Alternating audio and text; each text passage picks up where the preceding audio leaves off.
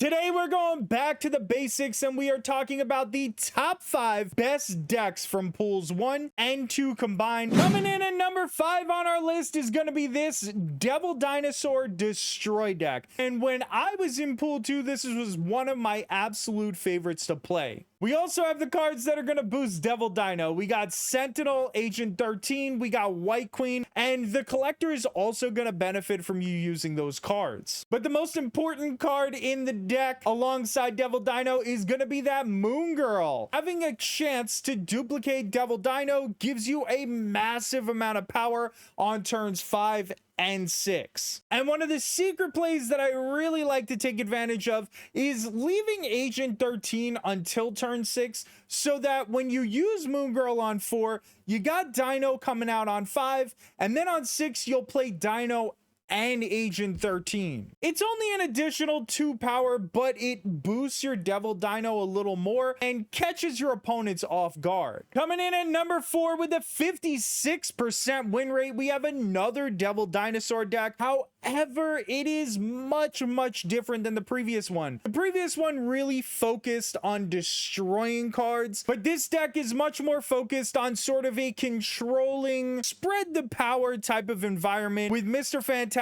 stretching his arms across and gaining power for all 3 locations. You also got Cable in there, White Queen, Sentinel, the same kinds of cards that are gonna increase your Devil Dino. I know Yondu's sitting in this deck, but I would personally switch out Yondu for Agent 13 because Agent 13 just adds to the Devil Dino and we're not really using too many destroy elements. Yondu is in here as a control version of a card, kind of like Enchantress, Cosmo, Scarlet Witch. However, I do think that you benefit a lot more if you end up using Agent 13 in here. You could also switch out Nightcrawler for her, but Nightcrawler at least allows you to get into locations that you otherwise wouldn't have the ability to. And America Chavez is in this deck so that it allows you to kind of draw to that Devil Dino, have a better chance of getting him in your hand before turn 5 so that you could duplicate him with Moon Girl.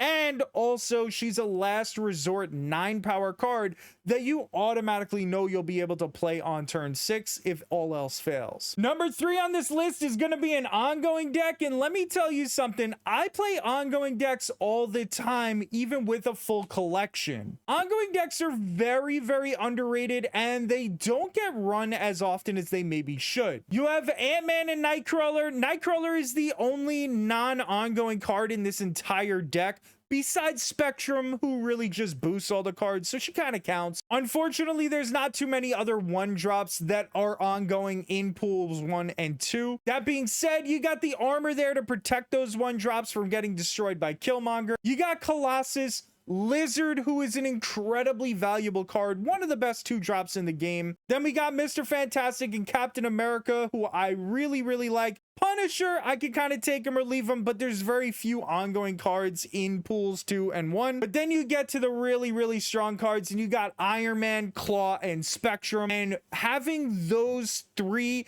as the possible last 2-turn plays is really strong. Iron Man doubling the location, Spectrum then boosting all the cards that you played out on the board except for Nightcrawler. It's absolutely incredible. But let's talk about Namor for 1 second. The beauty of this deck and the way that you want to play it is that you want to kind of focus on only 1 or 2 locations and leave that 3rd location free for Namor to stand there and just kind of carry it on his own. And if your opponent starts piling up on that location and it gets too strong, well, you can just play Claw in the middle location if Namor is on the right, or Claw on the left if Namor's in the middle. There's a lot of ways to continuously power that Namor location, and Namor honestly is just strong enough probably on his own to carry the location himself. All in all, I think this is the best version of this deck. There are a few things that you could play around with. On Reveal is our number 2 deck, and On Reveal is still a boatload of fun even when you have a full collection. These are the strongest and best On Reveal cards for you to use in pools pools 1 and 2. Basic idea is that you want to kind of get those small creatures out on the first couple turns, and on turn 3 you want to throw the Ironheart out there in one location. Then you could throw Jessica Jones in another location, or Wolfsbane in the same location as Ironheart. Then on 5 you want White Tiger in that same location. We're stacking up one location with Ironheart,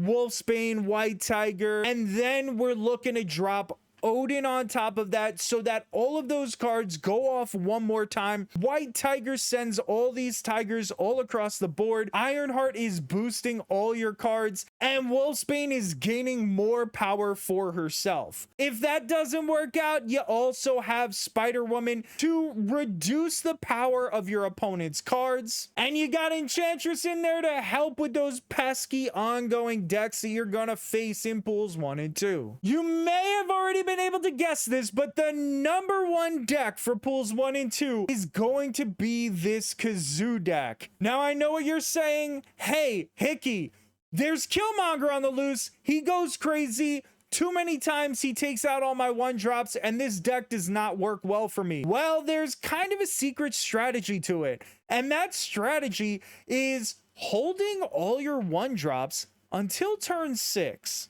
I know that's counterintuitive to what you think you're supposed to do, but your opponents will not be able to Killmonger your cards if they have priority on turn 6 and you haven't put down any 1-drops yet. I actually still run this, basically the same version of this in Infinite sometimes, and beat people that have full collections with just these cards.